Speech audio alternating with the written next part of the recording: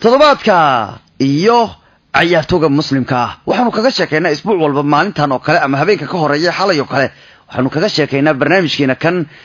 xidigaha ciyaartooyga miyaa weydiimaha la isku hayo ee ku aadan heblo muslimaya iyo ma ahan waxa jira kuwa ay caddahay inay muslihiin iyo kuwa wax laga shakiyo dadku aad isula dhexmaraan hadda raga muranka badan dhaliyo waxa kamid ah ninka uu ciyaaray Chelsea ee Eden Hazard miyuu muslim yahay mise ninkan ma hamba hadda maanta tan qormadeen waxaan ku eegaynaa Hazard warqolada uu yahay kadib markii falan aanu sheegnay inuu yahay nin muslima oo nin reer Moroccan uu yahay waliba aanu ka soo hadlay dhowr ciyaaryahan oo hore oo muslimiin noqday sida Eric Abidal iyo kale Frank Ribery iyo kuwa kale muhiima haddana waxaanu eegaynaa maanta Hazard wana Eden waan nin kamida ciyaartooyga lagu jecel ka badan yahay Greece-ka Eden Michael Hazard wuxuu ku dhashay Levoire balse waxa uu ku soo barbaaray Penille-Comte hooyada ninka kan ee Karina iyo aabihii Thierry labadu waxay ahaayeen laacibiin kubadda cagta Hazard maxaad ula yaabaysaan inuu kubaddu shabayo dadku waalo maxaa ula yaabaysaan hooyadiina Kamal Dari bay ciyaari jirtay aabina ninka sportive uu ahaa ciyaari jiray aabihii qadka dhexe difaac ayuu ka ciyaari jiray ayaa inta badan waqtigiisa ku qaatay heerka labaad ee horyaalka Belgiumka aabihii khadka dhexe daafacu ka ciyaari jiray horyaalka heerka labaad buu ka ciyaari jiray balse hooyadii xariifad ay ahayd oo waxay ka mid ahayd kooxda heerka koowaad ee Belgium balse way joojisay ciyaarta ama ciyaaru way joojisay markay qaaday uurka Hazard hooyadii aan ku dhahay maqaarka waa garaacaysi hooyada Hazard dhashaan ku dhahay adoogiis habartiisa ka darnayd habarta xariifad ay ku ahayd maqaarka ya waliba kooxaha heer koowaad ka ciyaaraysa aabi haduu ka ciyaaray heerka labaad habarta heerka koowaad laga ciyaaray ka war maqaarkana waa garaacaysi markay ay uurka Hazard qaaday maqaarka way iska dhaaftay ka warre ninkan marka muxuu maqaarka ku wala uurka markii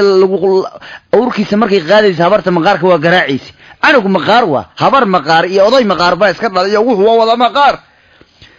Thierry ayaa isna ciyaaraha ka fariistay 2009kii si waqtiga ugu horo carruurtiisa halka hooyaduna markay ninkan u foolatay bay iska dhaaftay ciyaaraha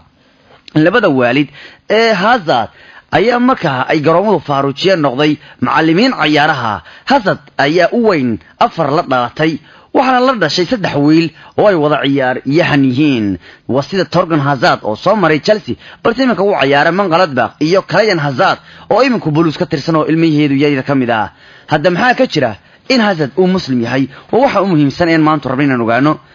inta badan dadyoga isticmaala internetka gaar ahaan kuwa ciyaaraha daneeya ayaa aaminsan in Hazard uu yahay muslim Hazard ayaa mar badan baraha bulshada ummadda islaamka ay ugu soo hambaliyay bisha barakeysan ee Ramadaan iyo Ciida ay ugu soo hambaliyay Hazard balse sidaasi si lamida gaaladu wuxuu ugu hambaliyay Ciida Christmaska sidaa darteed waxa meesha ka muuqda inuu tixgelinayo asxaabtiisa iyo dimay haystaan ma jiraan wax warbixin rasmi ah ama waraysi laacibka looga hayo asoo sheegaya inuu muslim yahay laakiin wararka ugu dhow ee la qaadan kara ayaa sheegaya Hazard in aanu waxba diin lahayn dalka Belgium ayaa waxa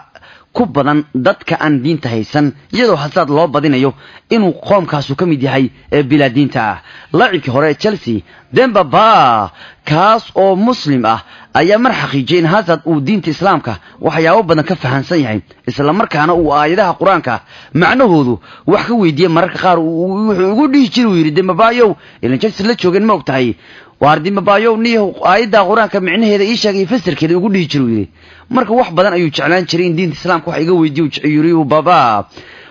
ayaana markaa sheegay inuu rajaynayo in Hazard uu qaadan doono diinta suuban ee islaamka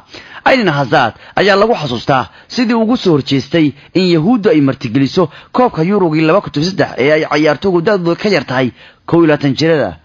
in Israa'iil la siiyo martigelinta koobka Euro ee ciyaartooyga ka yar 21 jiradu kadib dagaalkii Gaza waxay u muuqataa in Israa'iil lagu abaalmarinayo falkoodii xumaa ee muslimiinta ay ku qaadeen yacni Hazard dagaalkaas si cad buu uga soo horjeestayo Israa'iishu waa ka soo horjeestay wuxuuna sheegay in Gaza ila dagaalamad ugu abaalmarinaysaan buu yiri in Israa'iil ay wax martigeliso marka si cad buu uga soo horjeeday bariga oo islaamku taageeray si kastaba ma jiraan war rasmi ah ama hadal uu yiri isagoo xaqiijinaya inuu haysto diinta islaamka walow ay website qaar hasad ku dareen xidigaha muslimiinta ee ka ciyaara Premier League balse wali ma jirto in rasmi uu nin muslim u yahay ilaa hadda ninkan wuxuu ka mid yahay dadka diin la'aanta laakiin wuu danaya diinta islaamka u hambalyeenta muslimiinta baba ayuu quraanka wax ka weydiiyay fasirkiisa Israa'iil buu ka soo horjeesto mucaaraday markay ay muqaddasad dagaal ku qaadeen marka haydin muslim ma aha waa dadka bila diinta